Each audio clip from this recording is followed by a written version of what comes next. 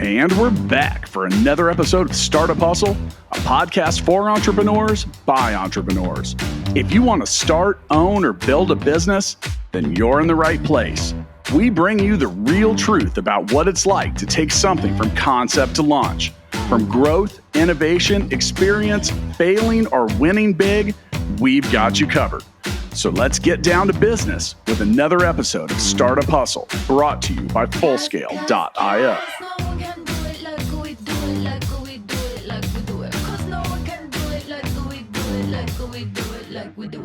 And we're back. Another episode of Startup Hustle. Matt DeCoursey back to have another meaningful conversation that hopefully helps your business out. Now, a lot of us have a business. Some of us profit. Some of us don't. We all want to. We all need to. And there are often many days when an entrepreneur can sit back and say, man, I got to find my profits. Now, in Congress with that, I brought in a subject matter expert to help us find profits. Now, before I introduce him and get this next episode started, I do need to remind you that today's episode of Startup Hustle is brought to you by Fullscale.io, helping you build a software team quickly and affordably. With me today, I've got the CEO and founder of Growth Amplifiers, Kenny Harper. Now, you know I like it when you're interactive, so I want you to go to findmyprofits.com, take a click, take a look.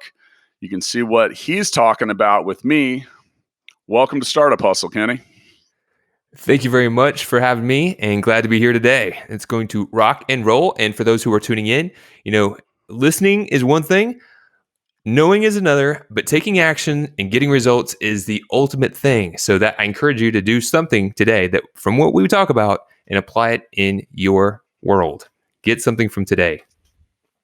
Kenny, I need your help, man. Yes. I need to find my profits, man. How do I do that? Now, before you tell me, I want a little bit more about your backstory. So, but then I definitely need to learn how to find my profits. So who are you, Kenny? All right. So to give a little bit of sense, I grew up and found my first passion when I went to a Metallica show. The year was 1992. Yes.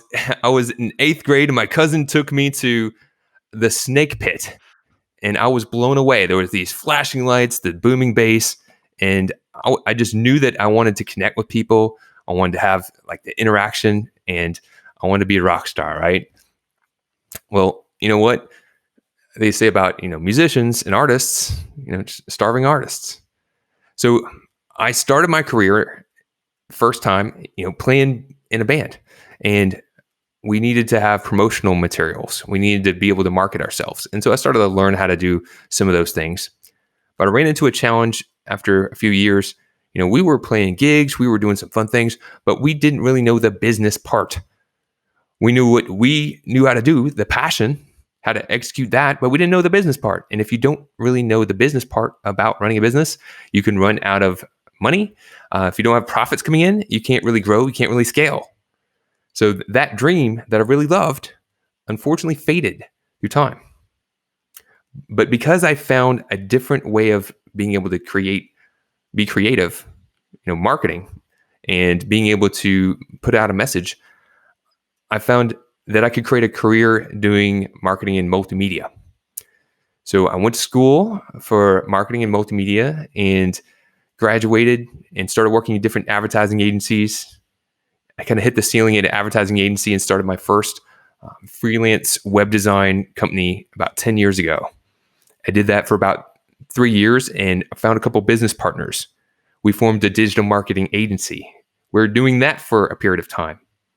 And we kind of feel like we were working in a job. We weren't really excited about the things we were doing. So we went and started to get some coaching, some consulting, and figured out what really makes us tick. What makes our juices flow? How do we get excited? What do we really like? Where's our inner awesome? And then we went into the strategic planning, growth coaching, and consulting, and really helped people identify how they were going to amplify their business. Because the thing that made me tick, getting to the root of it, when we were running the agency, Rock My Image, we had different types of clients come to us, small business clients. Maybe it was a medical spa, maybe it was a roofer, maybe it was somebody trying to launch a different company. But we saw a trend. We were doing marketing services, and for some companies we saw, they were just rocking and rolling. They're opening up new shops. They're killing it. Everything's going great. And for others, we saw them and they were having trouble getting results. And when we looked at what's the challenge? Why are some of these people being able to take our services and rock with it, and others are having a challenge getting results? And at the end of the day, what we found was that the ones that were having trouble didn't check all the boxes to be successful. And I learned along the way that if I was going to be successful as an entrepreneur, I had learned and picked these things up through years of training, through the coaching and consulting that I took a part of, that gave me the ability to be successful in my business. And that's what ended up helping the businesses that did become successful work, as they were checking all the boxes. So that's really where we decided to put a lot of time and attention, is to help businesses really look on making sure that they have the systems in place to be more profitable. You need profits so that you're being able to fill in the gaps and optimize the experience people have when they're entering your business and really run a tight ship. So it's been a journey to get here. And I tell you, after losing the opportunity with music and kind of hitting that door there, I experienced it again as a freelancer. When I was in web design, hitting a door, not being able to get to where I wanted because I didn't have all the information. And so that's what we're going to talk about today, is about what are some things you need to look at. What are some things you could do in order to take what you're doing, your passion, and make it successful, make it profitable so you can grow it, scale it. And then, and one more thing I'll add here is that some people really say, money is not my driver. And I can relate to that because it's really not my driver either. I definitely want to make money and I want to be successful and have a profitable business, but it's really being able to make an impact and help others that really fuels my fire. And so I hear that sometimes with people and they say, like, it's not about profits for me. I'm like, well, at the end of the day, I get it. You want to make a bigger impact. You want to be able to move something forward. Maybe it's a mission, something that you're serving, but you need profits in order to do that. So that's why we think about profits. So that's kind of in a nutshell, what we're looking to talk about and why it's important. Because if you're looking to grow or scale or live a lifestyle of freedom or make a bigger impact, you need to have profits. And that's where we're going to be talking about.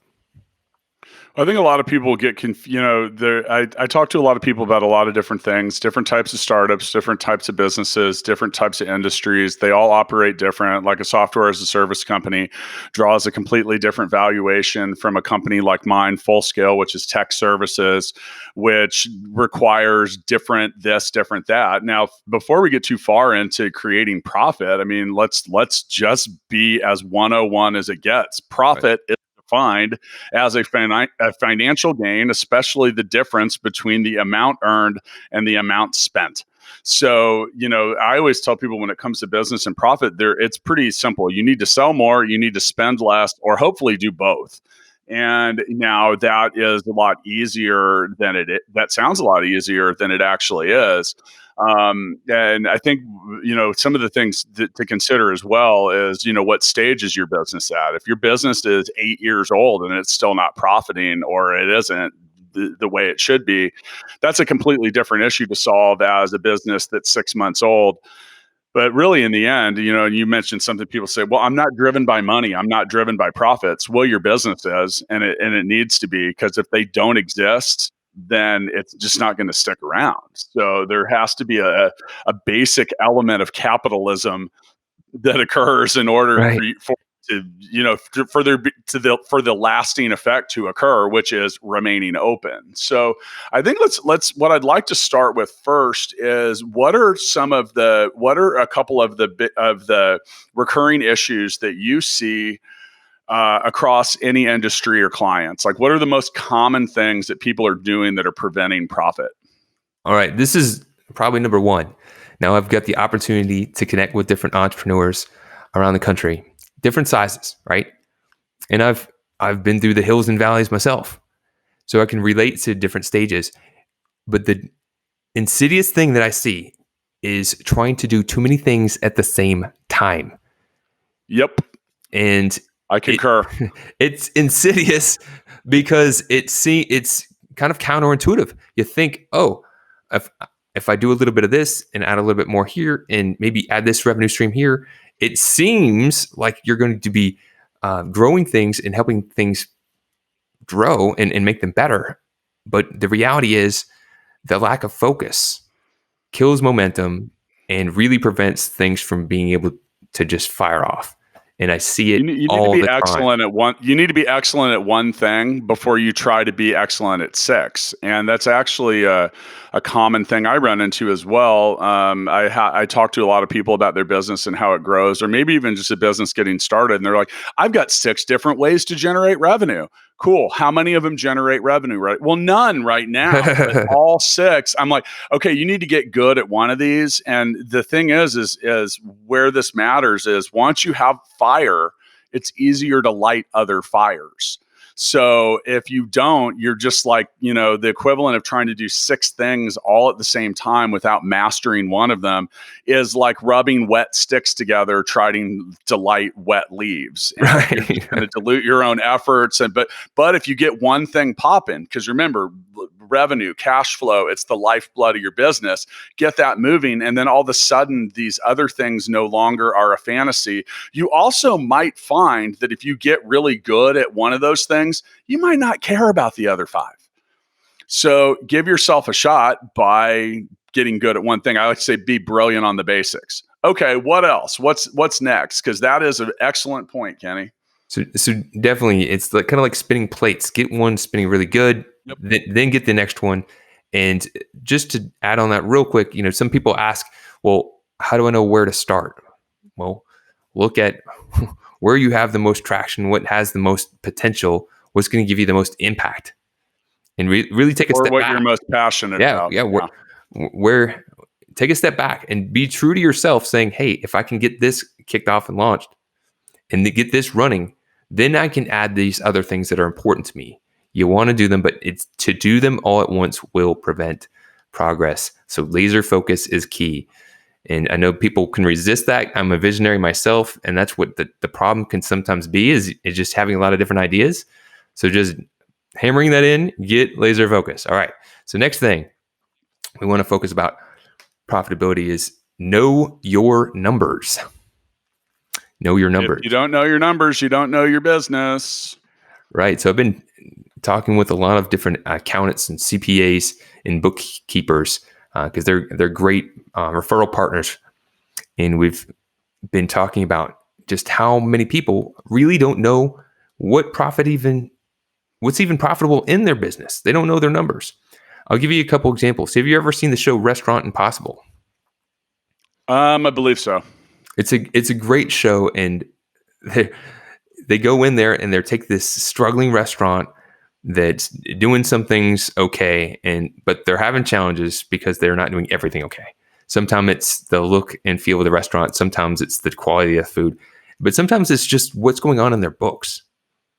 And sometimes the servers are pushing items that are actually losing the business money. Like they're losing money every time they sell an item and they're pushing it. How horrible is that? So in a company that is looking to grow their business, sometimes we don't even realize the cost of doing a discount or what that could be having on the bottom line. You may think, oh, look, I'm going to give a discount of 10% in order to get this business. But if you don't pay attention to the different margins, that 10% could be 50% of your actual profit, depending on the business you're in and what you're selling. So discounts could be huge takeaways of profitability. And it may be more that meets the eye, depending on the business. So rather than discounting, what we like to say is try to find a way to add value, or even better, add perceived value to your offer so that you can stack up what people are seeing the value of the offer, and they're more likely to pay because they see the added value. Like, in addition to your purchase, you'll also get this free gift. And the gift doesn't even have to have a high cost, but it could be something that's really kind of cool.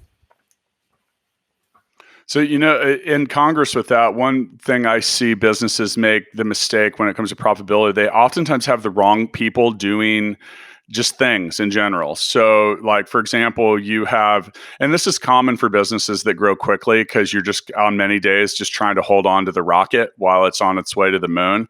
But if you have someone that you're paying $40 an hour doing a job that someone for $10 an hour would do, then you're wasting money. You're not spending it correctly, or you're not allocating your resources properly.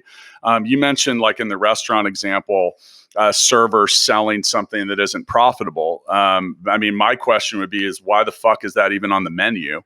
On some levels. Now, occasionally you do have it. Now, I used to manage a chain of retail stores, and you sometimes have that low cost leader that gets someone in the door. But and it's funny you mentioned you worked in music. That was a chain of musical instrument retail stores.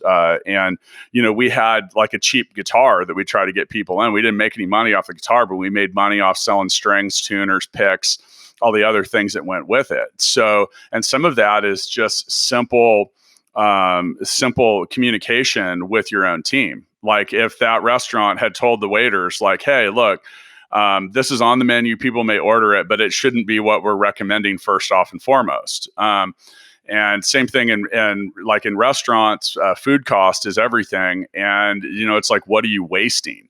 So I never liked being in and around businesses that had perishable items for that kind of reason. Right. It's like, I mean, if a grocery store leaves a pallet of milk on the loading dock and it gets warm and it goes bad, that's just gone. You don't have a shot at making that up. So, I mean, there's a lot of different things. And, like you talk about knowing your numbers, it can be hard. And, so as the founder and CEO of Full Scale, we got to 200 employees in 2 years. And with that, and we're operating in multiple countries. So not one set of books, but two.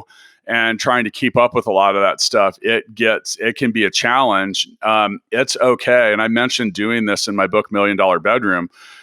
Sometimes if you realize that you've created a ball of rubber bands with your books and your numbers, you need to go back and undo that ball of rubber bands. Because the one thing that isn't going to help is continuing to add rubber bands to it. So, I mean, it's just like, and I've had to do that because I've had a couple businesses that, had hockey stick growth to them. And look, like I am a believer that if you have the opportunity to sell everything in the store, go ahead and do that and then clean up after. But you need to clean up at some point. You can't just restock and leave the place a mess. So, right.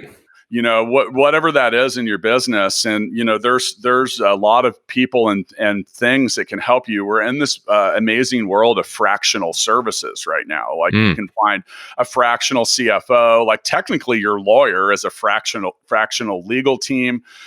Businesses like yours, Kenny, that can help you do things in bits and pieces and give you advice. And I think that it's a tactical error for businesses to try to be good at everything. You talk about why would you want your service offering to do a bunch of watered down stuff? It's not fair to expect yourself to know how to do anything else. So go out and find some help, especially with the numbers. If you're not an accountant and if your business grows to a certain point anyway, you're going to need a CPA because you can't even file your taxes over a certain revenue limit without having that stamp on there. So you might as well just get started early.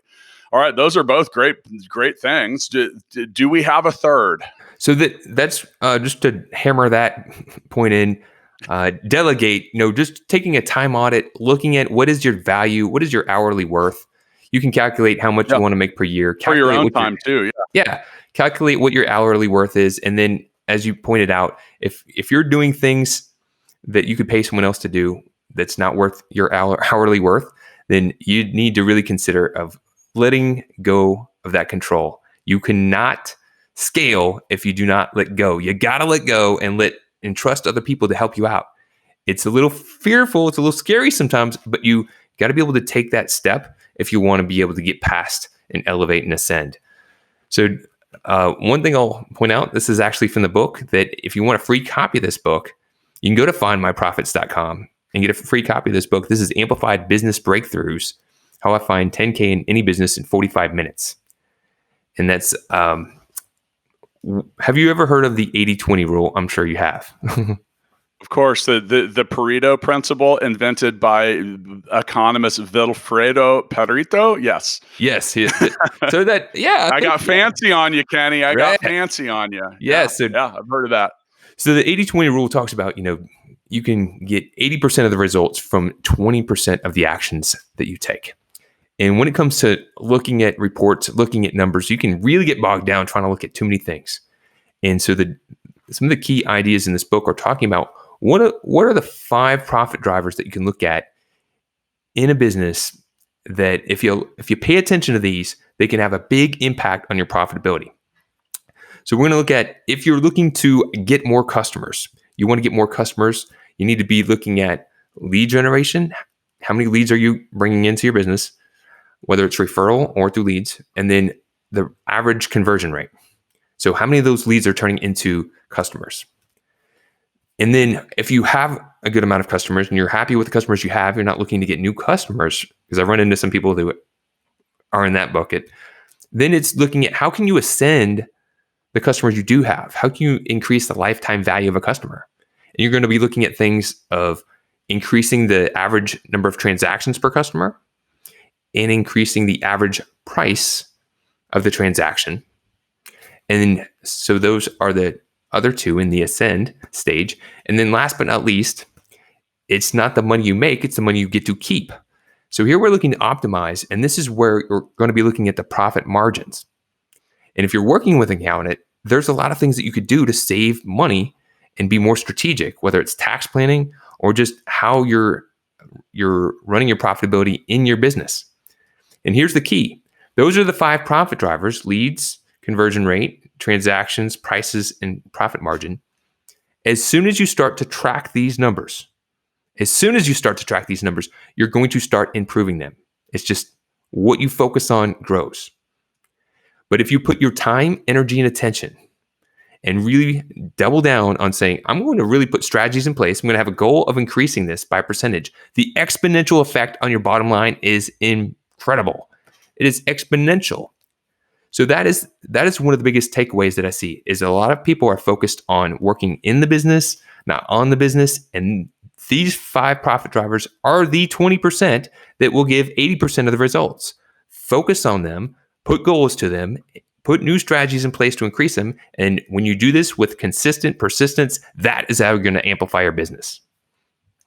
Now here's the thing, on the most realistic view of everything that Kenny just said, and I agree with that. So first off, saving money is making money. You got to train yourself to believe that. All right. So saving $1 is the same thing as raising your revenue by $1 and keeping your expenses the same. So not everyone has the ability, especially now, to just jack their revenue up the same way that they may have done that in the past. So you can look at things that save you money.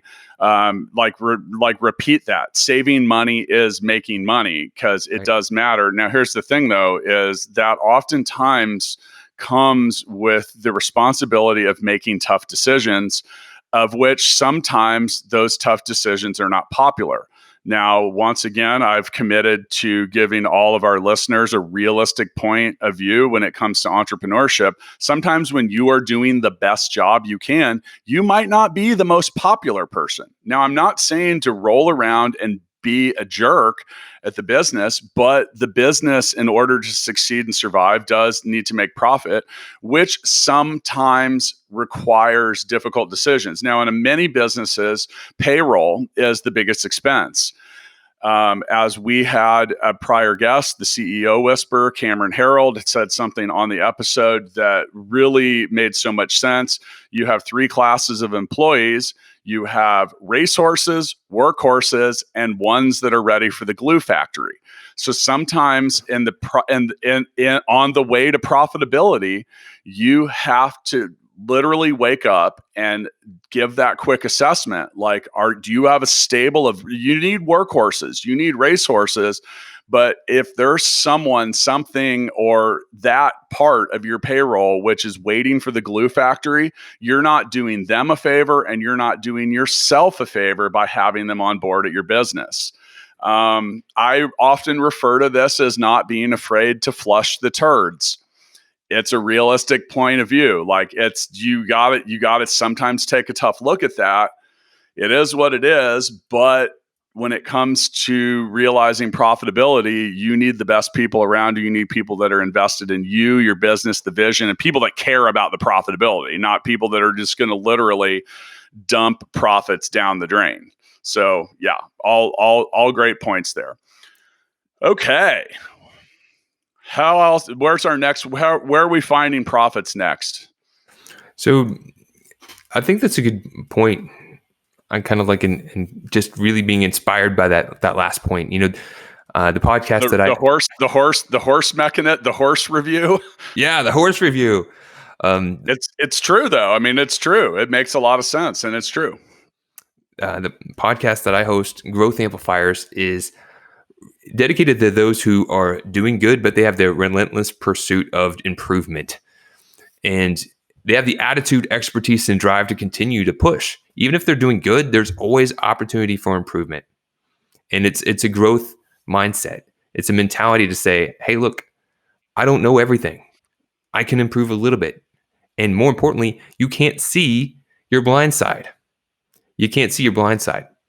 So on findmyprofits.com, people can get a copy of the book, Amplify Business Breakthroughs, and they can also schedule for a complimentary consultation, which I walk them through a profit acceleration software.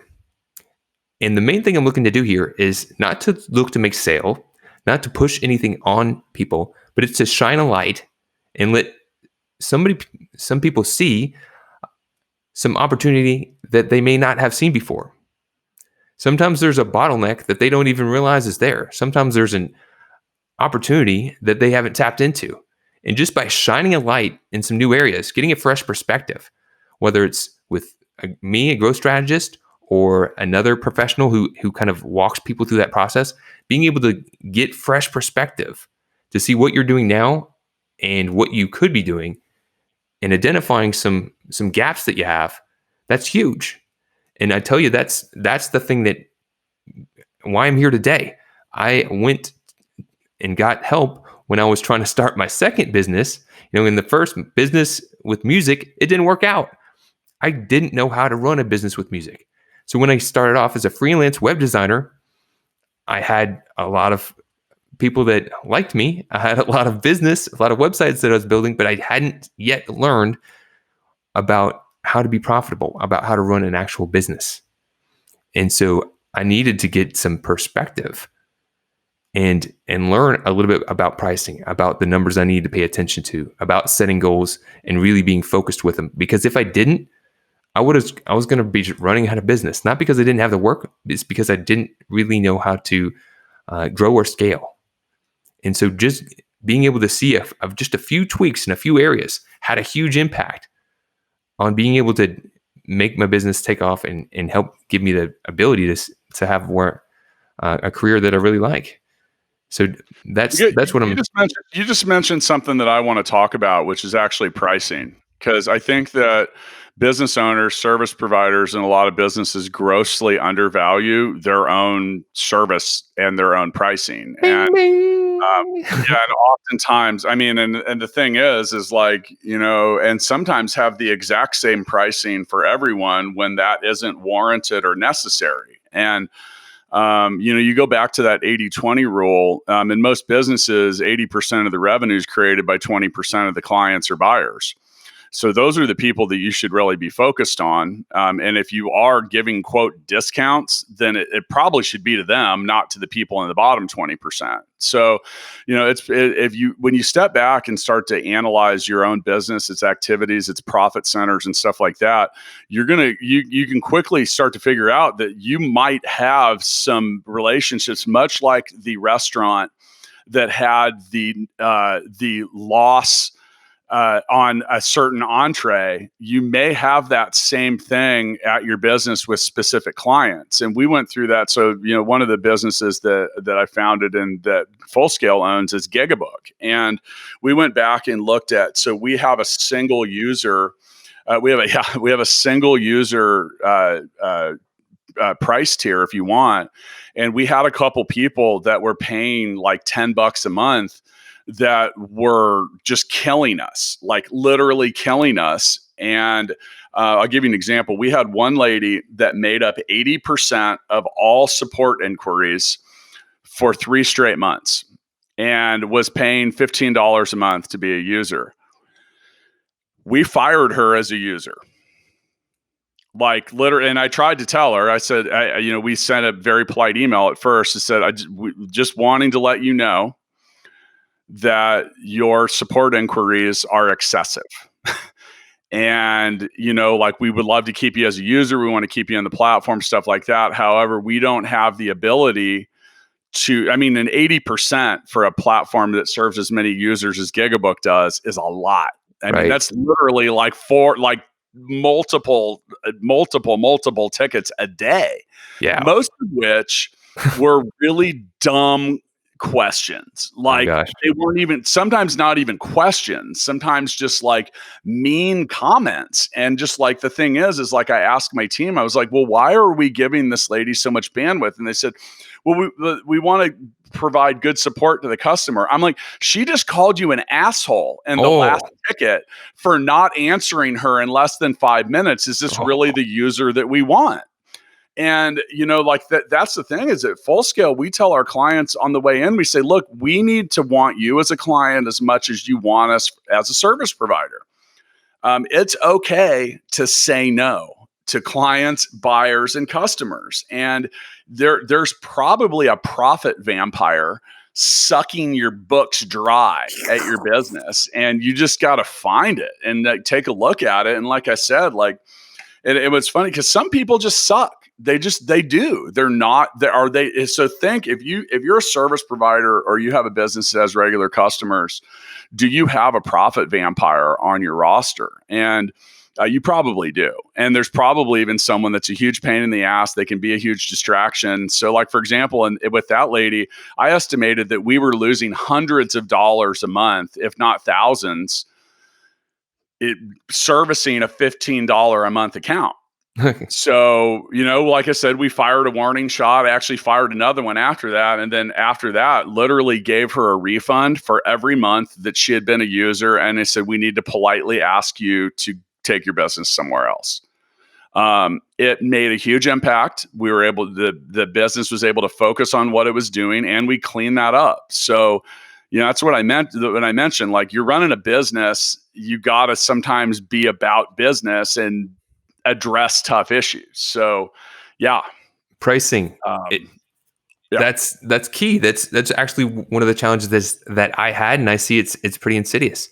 I have this analogy that I put out, how many dog houses do you have to build before you build a skyscraper? Right. Because I see this very common. They're like, oh, and this is what happened to me. This is how I almost failed. Because I jumped in and I was used to getting an hourly wage. And so when I priced myself based on what other people were pricing, not looking at what I was trying to build and basing the prices off what you're trying to build and the costs that you'll need to have. Just like, well, I'm used to making $30 an hour. So now that I'm a freelancer, I can charge maybe $75 and I feel good about that. But if you're looking to build a business, that's not going to be sustainable if you have other expenses. So you need to be able to look at what you're trying to build, what's that long vision, and reverse engineer that back. Sell on value, not necessarily just time or what you think it should be. Because you made a good point. You can have somebody who's taking a lot of your time and not being very profitable. And the analogy, I put the analogy out there, then I didn't explain it. And that's the point I'll make. How many dog houses do you have to build before you build a skyscraper? The thought is, if I build a dog house, I learn how to do that. Then I'm going to build a house. and then I'm going to learn how to build, an apartment building, and eventually work my way up to a skyscraper. But at the end of the day, if you want to build a skyscraper, you got to start off with a plan to build a skyscraper. You can't build enough doghouses to learn how to build a skyscraper.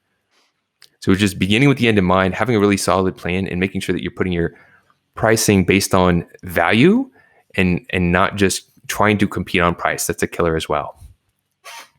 Yeah, and that's the thing. And if you run a service business, and you are, so the majority of small businesses in the U.S. are a one-person operation, meaning it's you. And that's the thing is, I've talked to people and I look at their business and I'm like, you don't charge enough. They're like, well, I'm afraid to raise my prices. I'm like, well, here's the thing. If you raise your price by 20% and 20% of your clients leave, you're probably right back where you started. And but the thing is now if you go and you replace those, if you did churn clients or did add, like what's the difference? Just do the math. It's back to that numbers thing, and you can creep those things up. You don't have to just suddenly double your prices.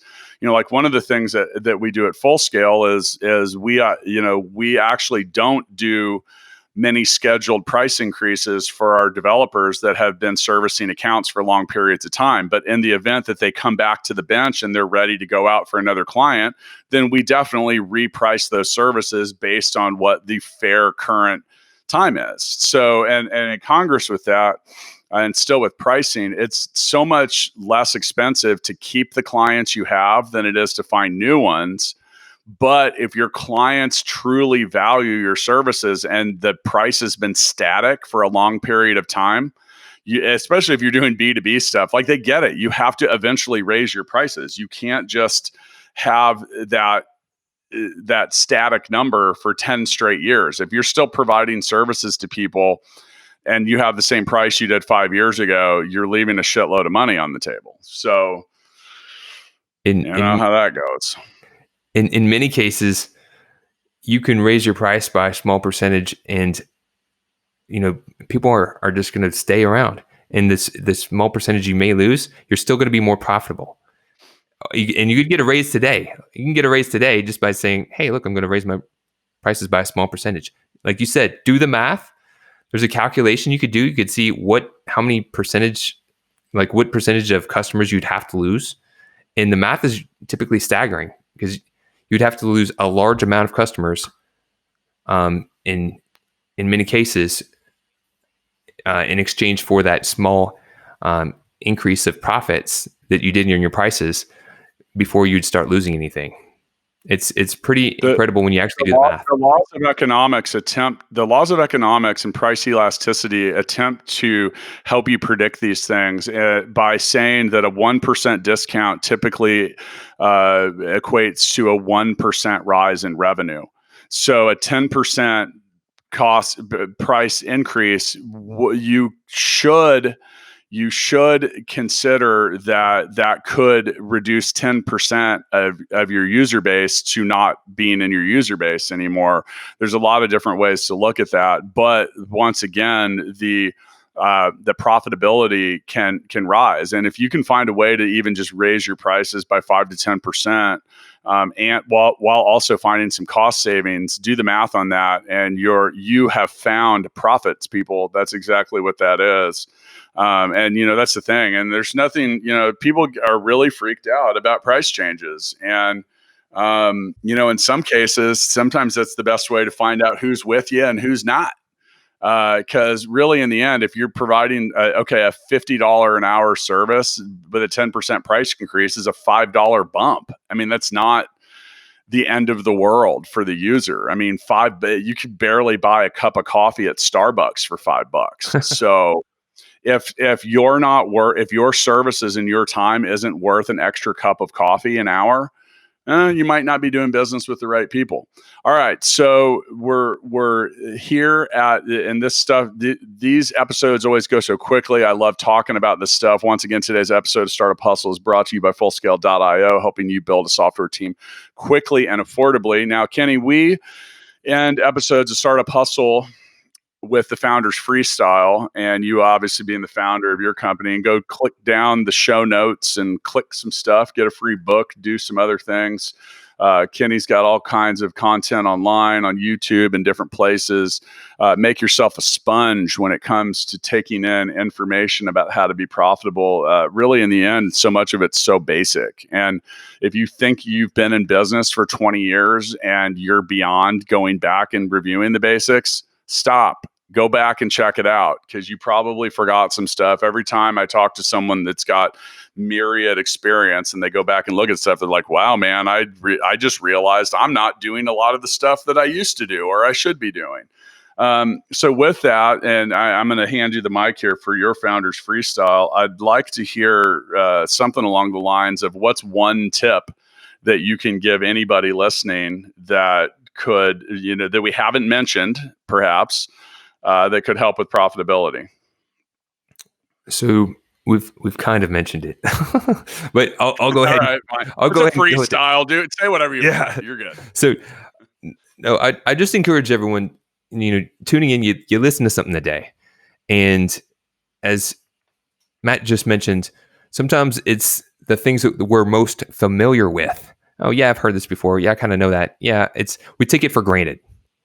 But everyone I've talked to in the past several years who's actually taken the time to reflect and look at their own numbers and identify what's one thing that they could focus on, what's one thing that if they put their time, energy, and attention to and just worked on improving it, that it would make a big impact on your bottom line. And just being very focused on that. So the call to action that I would say is really look at those 5 profit drivers. Again, the leads that are coming in, the conversion rate, the number of transactions, the price, and the profit margin. Just take a moment, just get a sense of where you're at.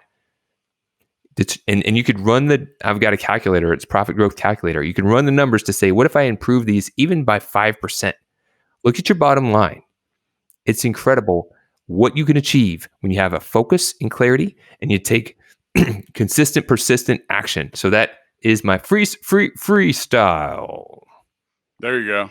Jeez. So once again with us today, Kenny Harper, the name of a country musician that you've never heard of, perhaps, and also a mixtape editor by the sounds of the ending of that freestyle.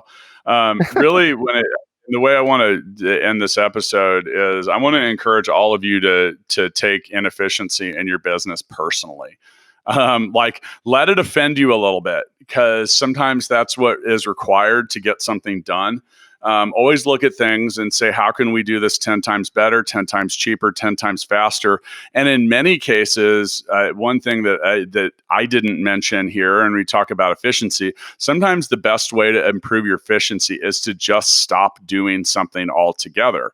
So as your business grows, things change. You need different things. You need different stuff. There are likely processes, and I'll give a quick example. At one point in the first business, we were doing a lot of things to prevent a specific type of loss. And then I really sat back and analyzed stuff, and I realized that we were spending 4 times the value of the loss we were trying to prevent. It just in labor and attention. So I said, damn, things occur and occasionally we're going to make a mistake. It's kind of like that spoilage thing we mentioned with the milk. Now, if that milk was worth $1,000, but you spent $4,000 trying to prevent that loss, you honestly might be better off just accepting that occasionally you're going to spill some milk. So overall, there's a lot of different things that you can do in and around your business. There's a lot of changes that you can probably make. So I'm going to let you guys all go get busy finding your profits. I'll see you next time.